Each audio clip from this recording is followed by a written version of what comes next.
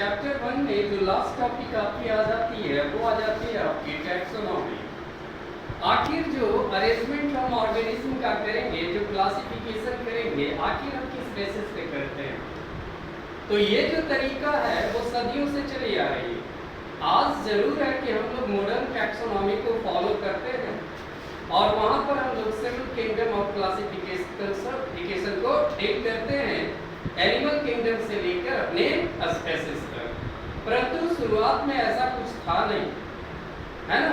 तो जिस समय शुरुआत हुई हमारे बायोलॉजिकल क्लासिफिकेशन की, तो बायोलॉजिकल क्लासिफिकेशन करने का मतलब ये है लिविंग ऑर्गेनिज्म को अलग अलग ग्रुप और सब ग्रुप में बांटते हैं ताकि हम उसकी स्टडी अच्छी तरीके से कर सकें। तो सबसे पहला हम इसमें पढ़ते हैं आर्टिफिशियल सिस्टम ऑफ क्लासिफिकेशन।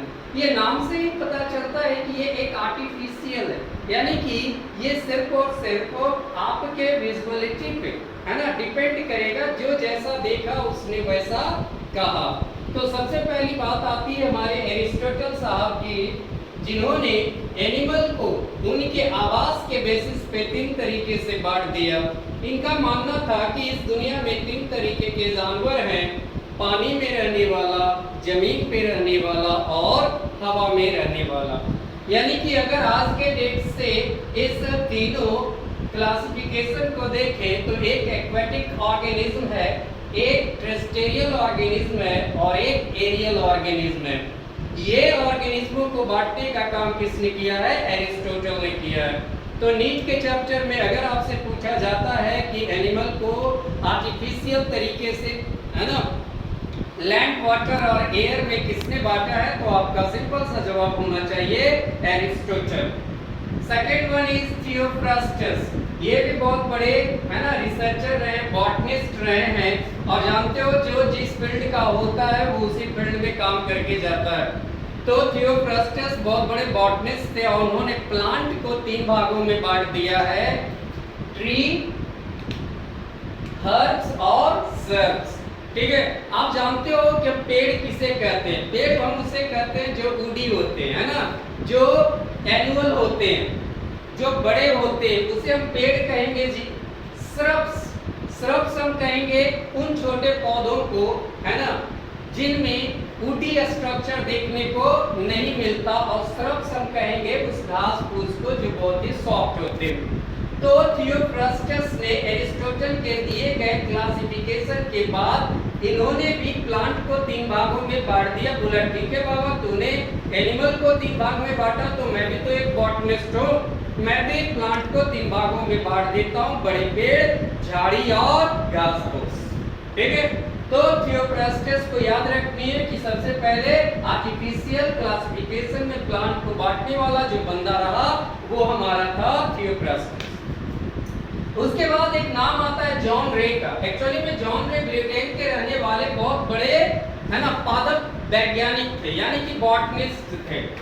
इन्होंने जो रिसर्च किया उसके बेसिस पे थियोफ्रास्टस की ही बात को इन्होंने आगे बढ़ाया।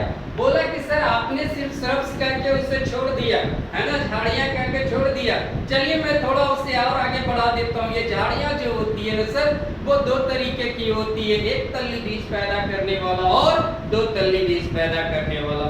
तो यहाँ पर जॉन रे ने श्रब्स को, जिस श्रब्स को थियोफ्रास्टस ने बांटा था उसको इसने और 2 भागों में बांट दिया, मोनोकोटिलेडोनस और डायोकोटिलेडोनस श्रब्स के तौर पर। आप जानते हो ना मोनोकोटिलेडोनस और डायोकोटिलेडोनस किसे कहते हैं, यहाँ पे बताने की आवश्यकता नहीं है, आप बड़े हैं, आप समझदार हैं। उसके बाद कार्लोस लिनियस, सबसे बड़ा नाम हमारे, है ना, बायोलॉजी में देखने को मिलता है, क्योंकि लिनियस एक बॉटनिस्ट होने के साथ साथ हमारे आज के रिसर्च में इन्होंने बहुत बड़ा योगदान दिया है।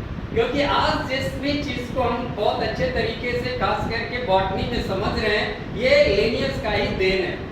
ठीक है, तो इन्होंने इसी कारण से इन्हें फादर ऑफ टैक्सोनॉमी भी कहा जाता है। नामकरण करने का पिता हुआ, है ना, सशक्त नमन कीजिए इनको, क्योंकि भैया अगर ये नहीं होते तो शायद टैक्सोनॉमी का कहरा भी मुझे मालूम नहीं चलता।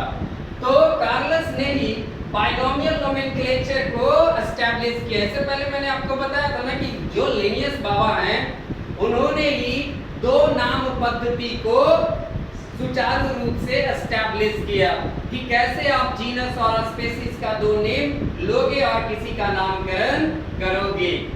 उसके साथ साथ इन्होंने एक किताब भी लिखी है। कभी कभी ये किताब का नाम आपको पूछ दिया जाता है कि लिनियस ने टैक्सोनॉमी को एक्सप्लेन करने के लिए किस किताब को लिखा था, तो उसका नाम है सिस्टेमा नेचुराई।